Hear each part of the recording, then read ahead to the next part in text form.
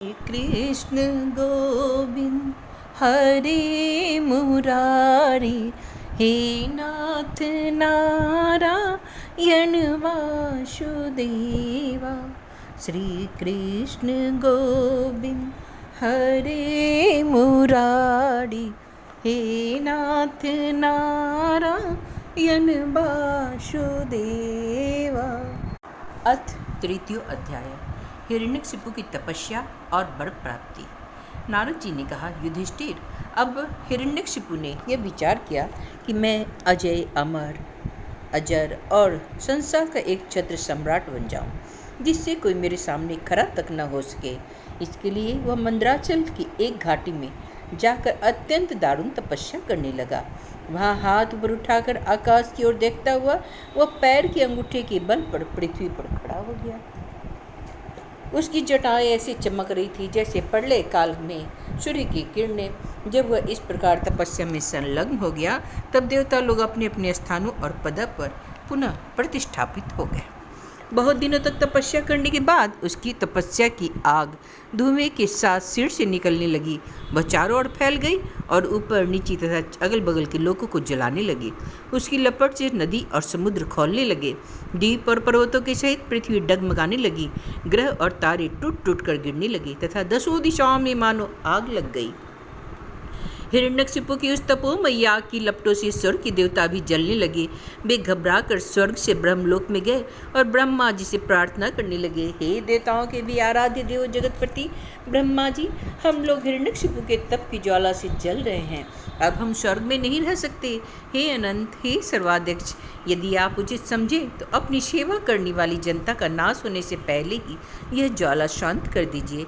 हे भगवान, आप सब कुछ जानते हैं, फिर भी हम अपनी ओर से आपसे यह निवेदन करते हैं कि वह किस अभिप्राय से यह घोर तपस्या कर रहा है। सुनिए, उसका विचार है कि जैसे ब्रह्मा जी अपनी तपस्या और योग के प्रभाव से इस चराचर जगत की सृष्टि करके सब लोगों से ऊपर सत्यलोक में विराजते हैं, वैसे ही मैं भी अपनी उग्र तपस्या और योग के प्रभाव से वही पद और स्थान प्राप्त कर लूँगा, क्योंकि समय असीम है और आत्मा नित्य है। एक जन्म में नहीं, अनेक जन्म में, एक युग में न सही अनेक युगों में अपनी तपस्या की शक्ति से मैं पाप पुण्यादियों के नियमों को पलटकर इस संसार में ऐसा उलटफेर कर दूंगा जैसा पहले कभी नहीं था। वैष्णवादि पदों में ही में तो रखा ही क्या है, क्योंकि कल्प के अंत में उन्हें भी काल के गाल में जाना ही पड़ता है। हमने सुना है ऐसा हट करके ही वह घोर तपस्या में जुटा हुआ है। आप तीनों लोगों के स्वामी हैं, अब आप भी जो उचित समझे वही करें। ब्रह्मा जी, आपका यह सर्वश्रेष्ठ परमेश पद ब्राह्मण एवं गौओं की वृद्धि, कल्याण, विभूति, कुशल और विजय के लिए है। यदि यह हिरण्यकशिपु के हाथ चला गया तो सज्जनों को तो संकट का पहाड़ टूट पड़ेगा। युधिष्ठिर, जब देवताओं ने भगवान ब्रह्मा जी से इस प्रकार निवेदन किया, तब वे भृगु और दक्ष आदि प्रजापतियों के साथ हिरण्यकशिपु के आश्रम पर गए। वहां जाने पर पहले तो वे उसे देख ही न सके, क्योंकि दीमक की मिट्टी, घास और बांसों से उसका शरीर ढक गया था। चींटियां उसकी मेदा, त्वचा, मांस और खून चाट गई थी। बादलों से ढके हुए सूर्य के समान वह अपनी तपस्या के तेज से लोगों को तपा रहा था। उसको देखकर ब्रह्मा जी भी विस्मित हो गए।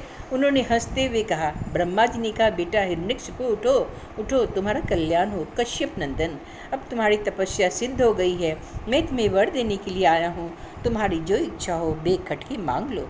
मैंने तुम्हारे हृदय का अद्भुत बल देखा है। अरे, डांसों ने तुम्हारी देह खा ली, फिर भी तुम्हारे प्राण हड्डियों के सहारे टिके हुए हैं। ऐसी कठिन तपस्या न तो पहले किसी ऋषि ने की थी और न आगे ही कोई कर सकेगा।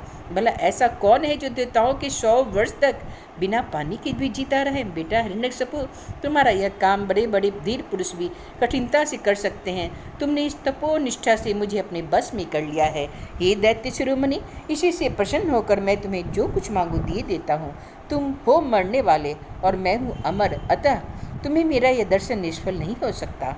नारद जी कहते, युधिष्ठिर, इतना कहकर ब्रह्मा जी उसके चींटियों से खाए हुए शरीर पर अपने कमंडलू का दिव्य एवं अमोघ प्रभावशाली जल छिड़क दिया। जैसे लकड़ी के ढेर में से आग जल उठे, वैसे ही वह जल छिड़कते ही बांस और दीमकों की मिट्टी के बीच से उठ खड़ा हुआ। उस समय उसका शरीर सब अवयवों से पूर्ण एवं बलवान हो गया था। इंद्रियों में शक्ति आ गई थी और मन सचेत हो गया था। साढ़े अंग ब्रज की समान कठोर एवं तपाए हुए सोने की तरह चमकीले हो गए थे। वह नव युवक होकर उठ खड़ा हुआ। उसने देखा कि आकाश में हंस पर चढ़े हुए ब्रह्मा जी खड़े हैं। उन्हें देखकर उसे बड़ा आनंद हुआ।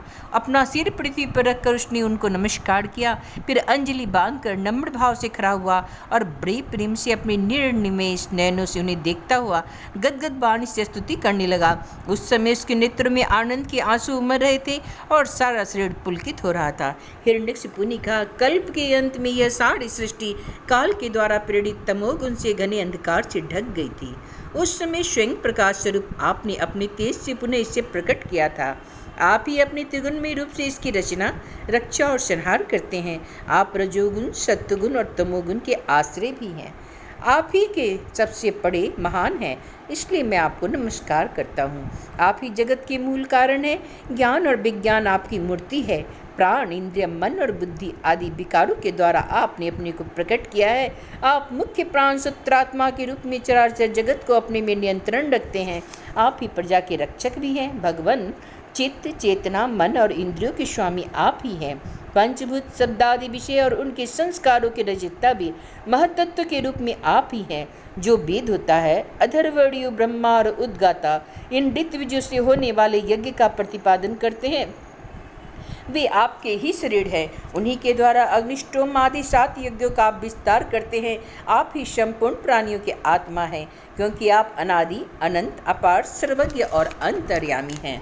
आप ही काल, आप प्रतिक्षण सावधान रहकर अपनी छन, लव आदि विभागों के द्वारा लोगों की आयु छीन करते रहते हैं। फिर भी आप निर्विकार हैं, क्योंकि आप ज्ञान स्वरूप परमेश्वर अजन्मा, महान और संपूर्ण जीवों की जीवनदाता अंतरात्मा है।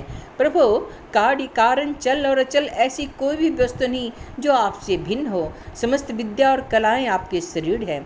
आप त्रिगुणमयी माया से अतीत स्वयं ब्रह्म है। यह स्वर्ण में ब्रह्मांड आपके गर्भ में स्थित है।